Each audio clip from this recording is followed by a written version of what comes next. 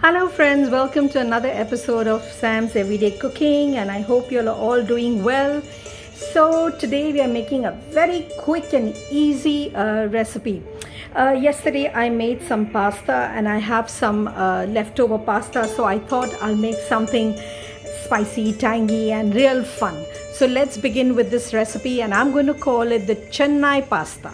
Okay, so let me tell you what's in for Chennai Pasta. Why Chennai Pasta? Well, because it's mostly South Indian chutney with pasta. Okay, so I have wholemeal pasta over here. This may be about 2 cups. This is leftover from yesterday. I haven't really measured, but about 2 cups there. We have some coconut milk, about a cup and a half of coconut milk. This is a mix of coriander leaves and mint leaves, okay, with the stems. As you know, I never throw the stems away because they have so much flavor in them. So that's coriander and mint. I also have here some curry leaves. They're not very fresh, but it'll do.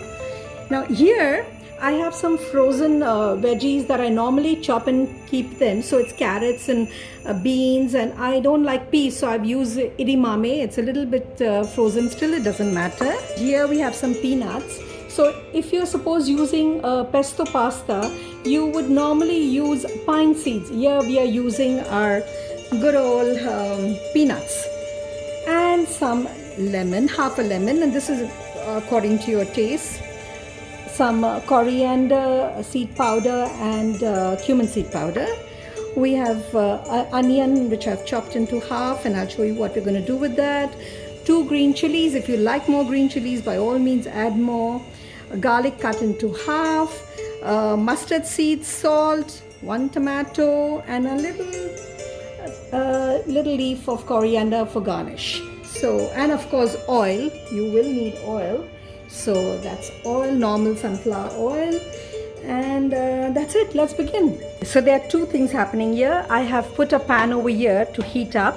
I'm going to add some oil and wait for it to heat up. In the meantime, I'm going to cut up our veggies over here, which is the onions and the tomatoes and the green chilies. Okay, I'm just going to cut up this onions very roughly, just big pieces, because they're all going to go in the blender. And the green chilies as well, just big pieces.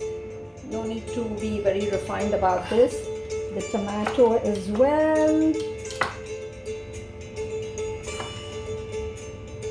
Just chop it up into big chunks. That's all. Now what I'm going to do is I'm going to fry these things first, and then I'm going to blend them. And just fry for just a couple of minutes. We are not cooking them or anything like that. Our pan is fairly hot. I have added about a tablespoon of oil, and I'm going to start with adding some curry leaves. Everything will go very, very fast from here. It's all very simple. You just add some onions, everything at the same time.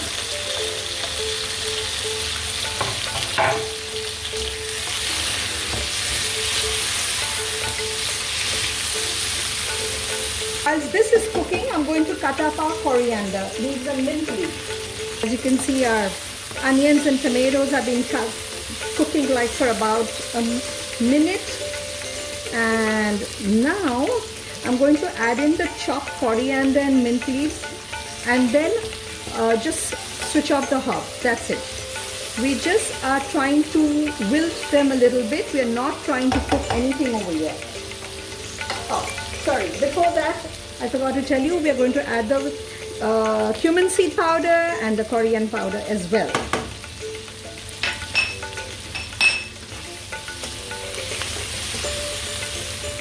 And one ingredient I forgot to tell you about, and that is I'm going to add in also Kashmiri red chili later when I'm stir frying the veggie.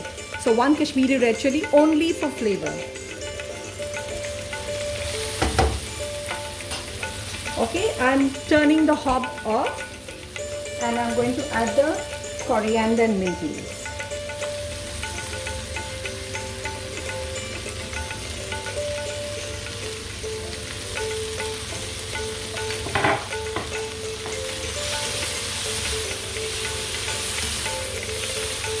just enough to wilt it. That's done.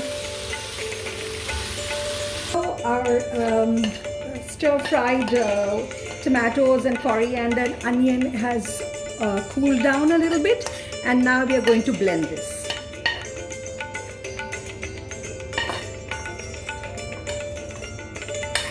So as you can see, all of this mixture is inside this blender. I'm going to add the coconut milk inside.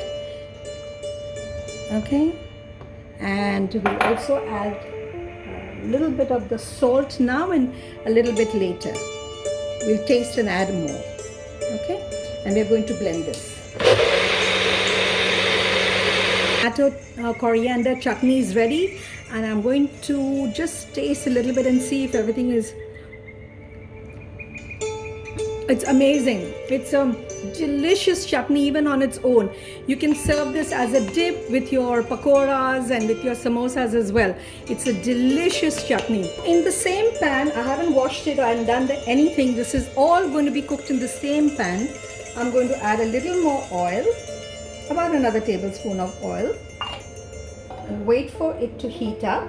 Then we will add mustard seeds and this Kashmiri red chili. This is really just for giving a really nice flavor.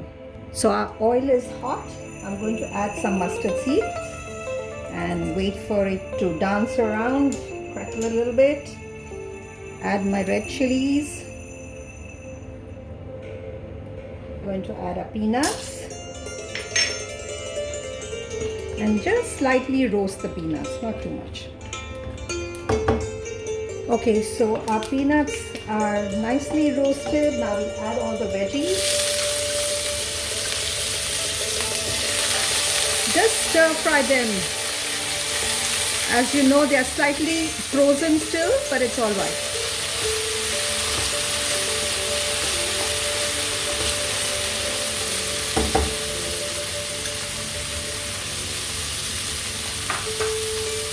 We'll add a little more salt.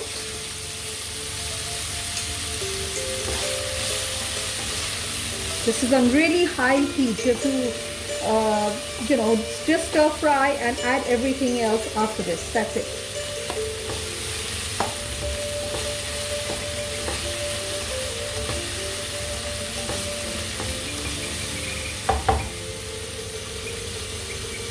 I'm going to add the pasta.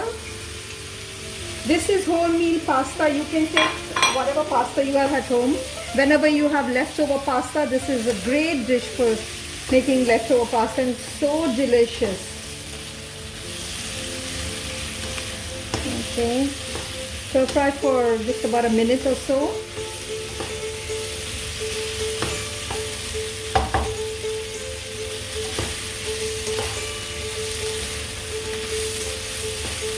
And then we add some of the chutney. Now, as much or as little as you like.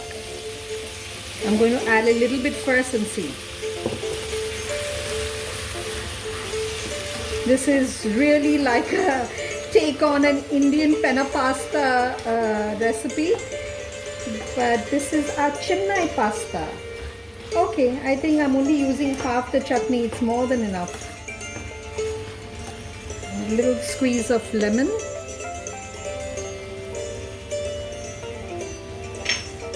I'm going to taste it now and see how it is. And now you'll understand why I had stir-fried a little bit of the chutney herbs and vegetables. This is so that we don't have to really cook the chutney down and you'll get the rawness otherwise. This you'll not feel any rawness of the chutney. Friends, our Chennai penna pasta is ready. It's so looking so delicious. I can't even tell you. I'm waiting to just have it. We put a little bit of coriander for decoration or just to garnish, and I'll squeeze a little more lemon on it.